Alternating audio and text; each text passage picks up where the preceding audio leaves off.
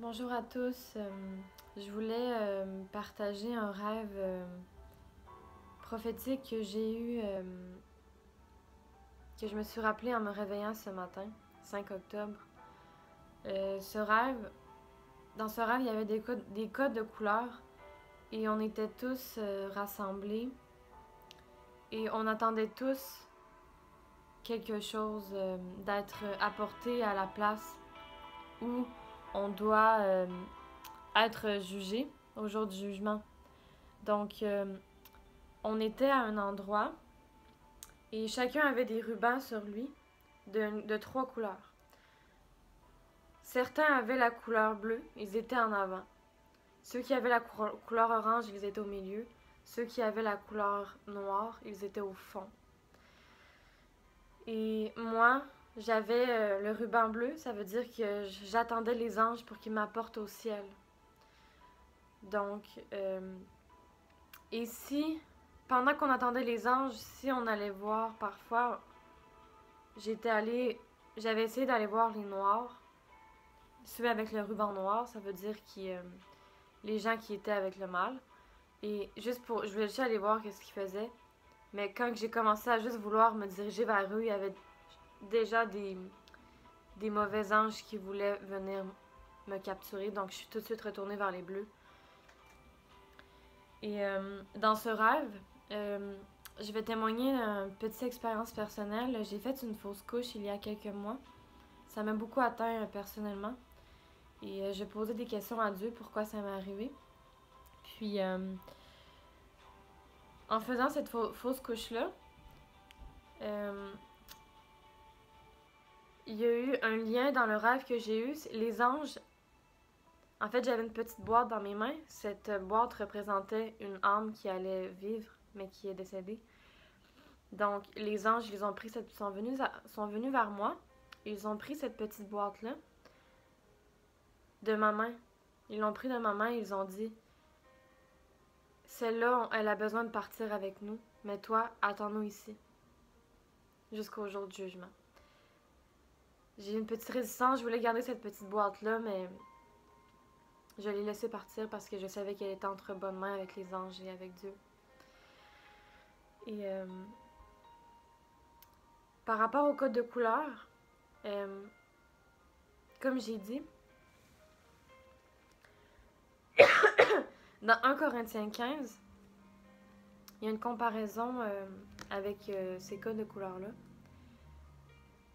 Dans 1 Corinthiens 15, 40, ça dit: il y a aussi des corps célestes et des corps terrestres, mais autre est l'éclat des corps célestes, autre celui des corps terrestres. Autre est l'éclat du soleil, autre est l'éclat de la lune, et autre est l'éclat des étoiles. Mais une étoile diffère en éclat d'une autre étoile. Ainsi en est-il de la résurrection des morts. Le corps est semé corruptible et ressuscite incorruptible. Donc ici, il compare les 3 couleurs, les 3 degrés de gloire que nous allons choisir d'aller après le jugement final. Dieu va choisir si on va aller dans le royaume céleste, qui est comme la lumière du soleil, ou le deuxième royaume, qui est comme l'éclat de la lune, qui a une lumière moins forte, et ensuite le dernier, qui est l'éclat, qui est comme l'éclat des étoiles, qui est la plus basse lumière. Donc, dans mon rêve, je voyais même ceux qui étaient dans la partie des couleurs noires. Ils criaient, ils étaient pleins de tourments. Ils étaient pleins de tourments et je les entendais crier. Et quand les anges allaient les prendre, je les entendais crier à côté de moi quand ils s'en allaient.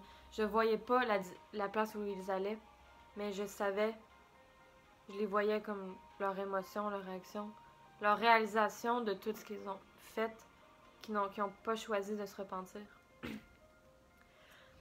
Donc juste pour finir le rêve que j'ai dit, si on confesse de notre bouche que Jésus-Christ est le Christ et qu'on se fait baptiser, comme lui s'est fait baptiser, nous allons être sauvés.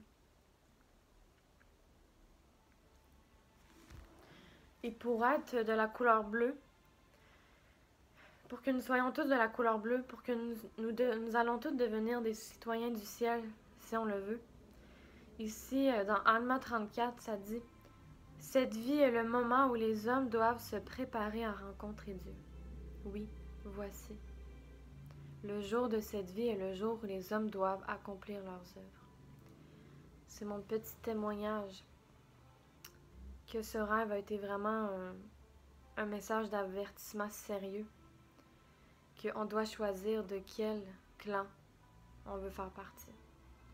Du clan de ceux qui crient, de ceux qui s'inquiètent, du clan de ceux qui sont entre les deux, ou du clan de ceux qui ont fait un choix définitif, de ceux qui choisissent d'être ni chaud ni bouillant, mais d'être à 100% avec Dieu. Donc c'est mon invitation pour vous et je nous invite tous à choisir le ciel plus que toute autre chose, parce que rien ne nous apportera. On ne comprend pas tout de suite la gloire. Notre gloire n'est même pas sur la terre, notre gloire nous attend au ciel. La gloire et la récompense, toute la célébration que les anges font pour nous en ce moment, c'est comme s'ils nous encouragent pour arriver à notre destination, à la fin de notre course. Ils nous encouragent à nous dire, oui, rends-toi jusqu'à la fin, parce qu'à la fin, on a une célébration, une fête pour toi, qui va être éternelle. Si tu te repens chaque jour, si tu persévères jusqu'à la fin, si tu te fais baptiser, si tu reçois le Saint-Esprit, si tu crois de tout ton cœur que Jésus-Christ est le Sauveur. C'est mon témoignage de Divine Brenda, qui est mon nom. Et je vous envoie ça avec plein d'amour, que ce rêve puisse tous nous encourager à continuer le bon combat de la foi. C'est mon témoignage que je vous laisse au nom de notre Sauveur Jésus-Christ. Amen.